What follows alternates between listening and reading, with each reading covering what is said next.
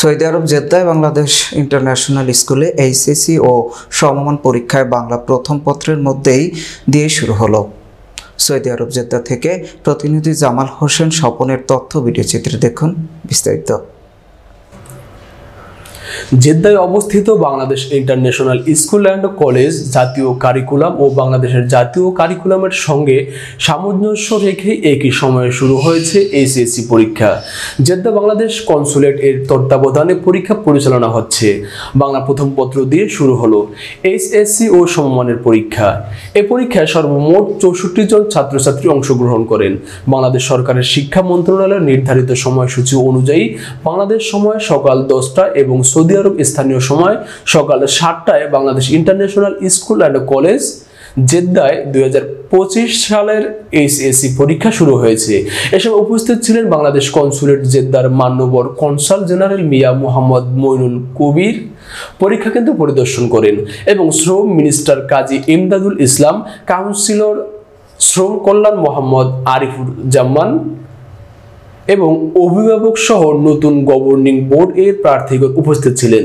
প্রবাসে থেকেও শিক্ষার্থীরা যাতে বাংলাদেশের মূল ধারার শিক্ষা ব্যবস্থার সঙ্গে তাল মিলিয়ে এগিয়ে যেতে পারে, আমরা সেই লক্ষ্যেই কাজ করছি।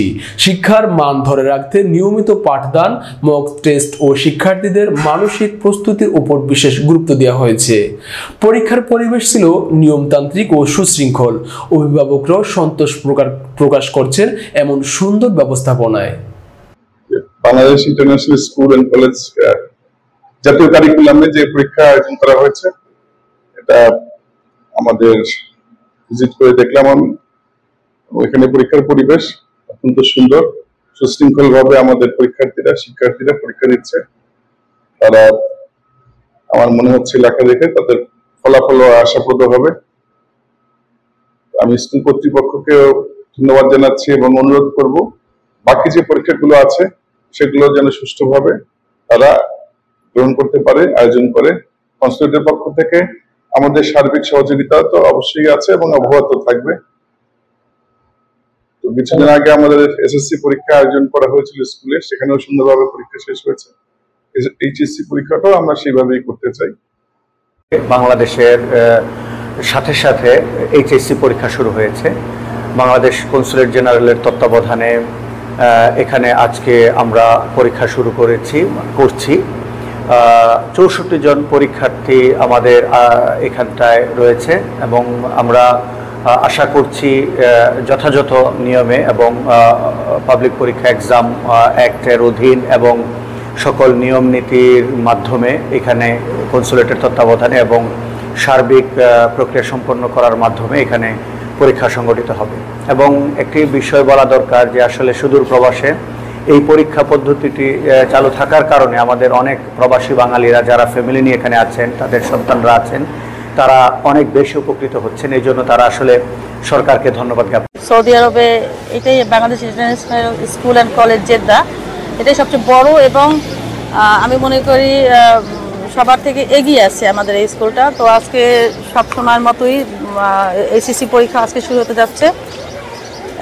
সবাই, আমারও বাচ্চা আছে পরীক্ষার্থী, সবার জন্য দোয়া করি। এখানে বাচ্চারা আলহামদুলিল্লাহ প্রবাসে এসে সুন্দরভাবে পরীক্ষা দিতেছে। সবাই আমাদের বাচ্চাদের জন্য দোয়া করবেন যেন আমাদের এখানে বাচ্চারা সবাই সুন্দরভাবে যেন রেজাল্ট করতে পারে এবং তাদের জীবনের একটা অন্যতম একটা গুরুত্বপূর্ণ পরীক্ষা।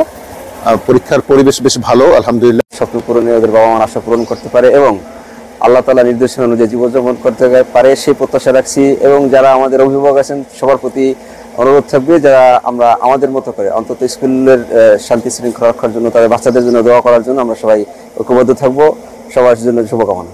তাদের কাছে আমাদের দাবি, আমাদের দীর্ঘদিন এই পুরোনো স্কুলটি ভাড়া একটা ভবনে আমাদের চলে।